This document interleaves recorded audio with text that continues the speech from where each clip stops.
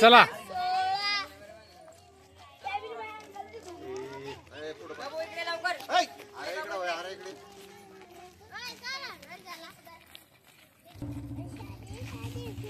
या ये मग पलीकडून ये सागर पलीकडून ये ना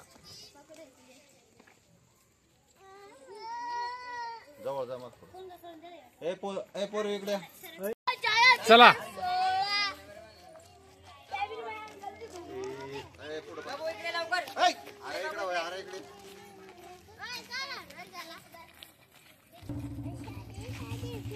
या ये मग पलीकडून ये सागर पलीकडून ये ना जवळ जा मग ए पोर इकडे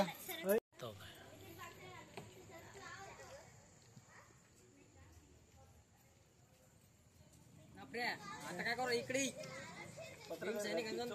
बरोबर आहे इकडे थोडस मागे येतात त्यांच्या चेहऱ्यावर अंधार येते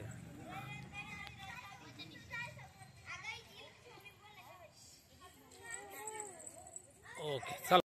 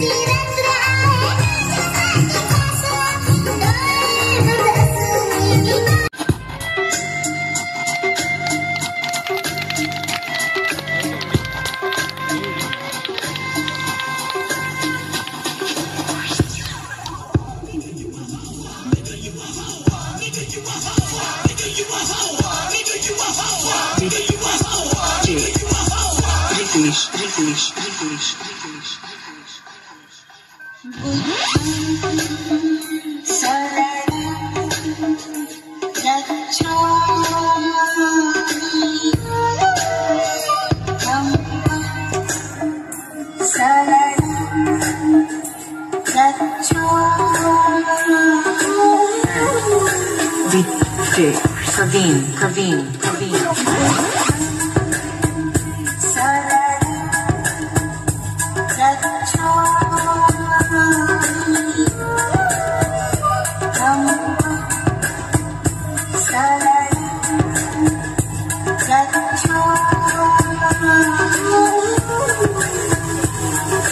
Please refresh the page to listen to the sound.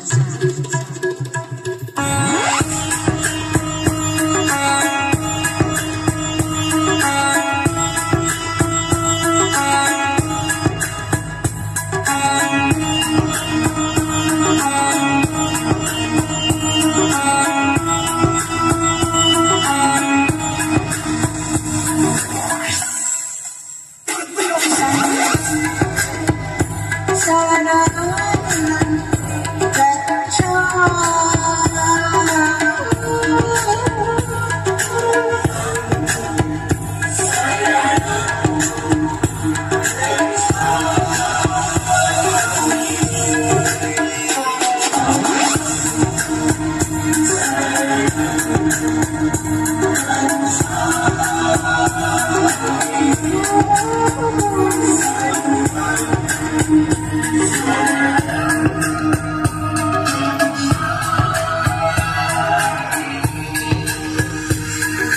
Please refresh the page to listen to the sound.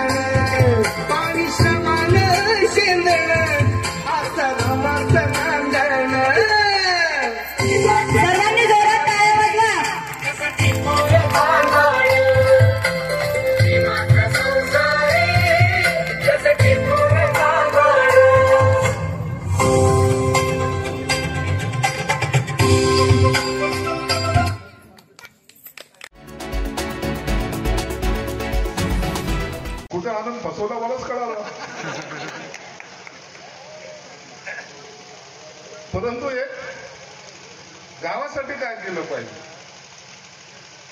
आपल्या गावामध्ये काय पाहिजे, किशोर सारखा तिथपर्यंत रस्ता झाला, परंतु जेव्हा इकडं गावाकडे टर्न घेतला तर पावडर लावायची गरजच पडली नाही, एवढा काही गोरा झालं नाही.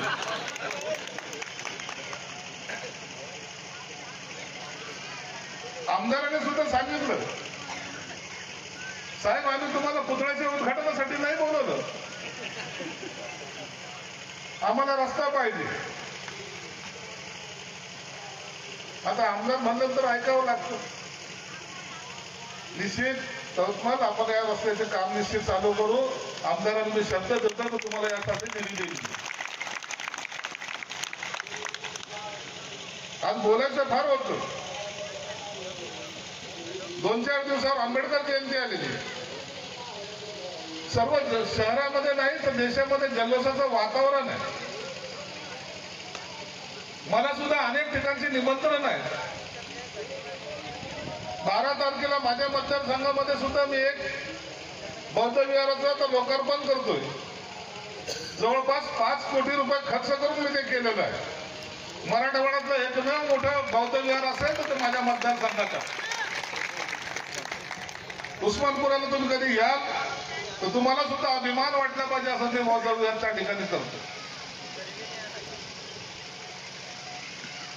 मी जेव्हा समाज कल्याण मंत्री झालो त्या टायमाला अनेक ठिकाणी भेटी दिलेल्या आहेत.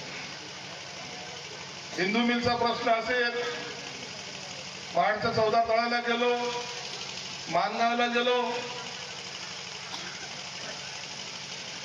प्रत्येक ठिकाणी जाऊन होणार आहे.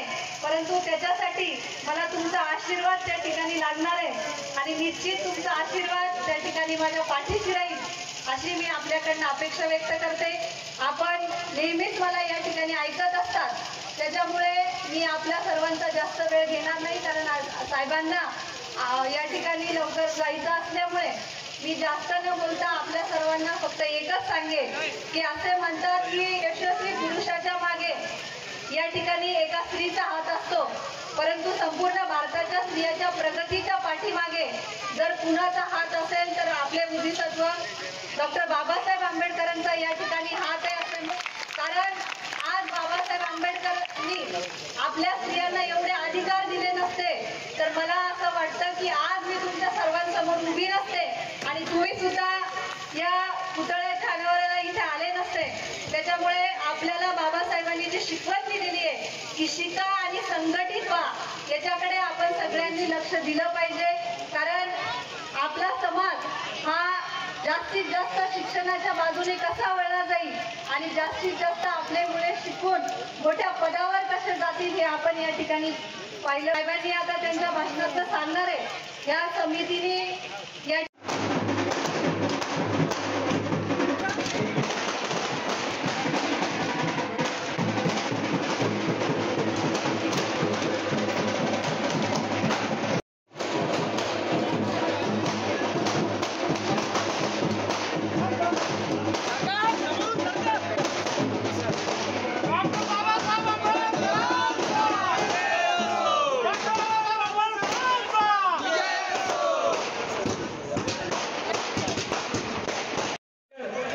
माझे पंचायत समिती सभापती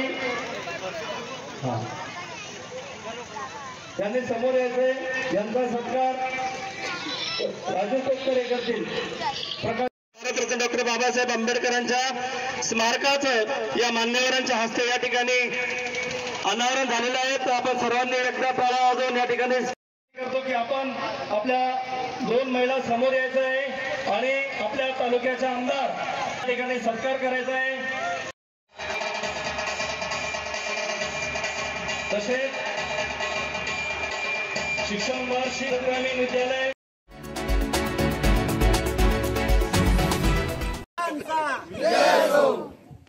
आता ते नवीन चळवळ आहे. आता त्याने म्हणाला नवीन चळवळ काय नाही भाऊ, नवीन चळवळ तुला चळवळीतलं काय?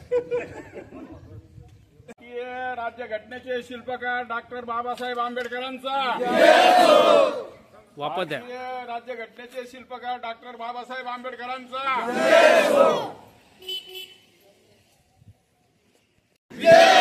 छत्रपती शिवाजी महाराजांचा, अण्णाभाऊ साठे यांचा, ज्योतिबा फुले यांचा,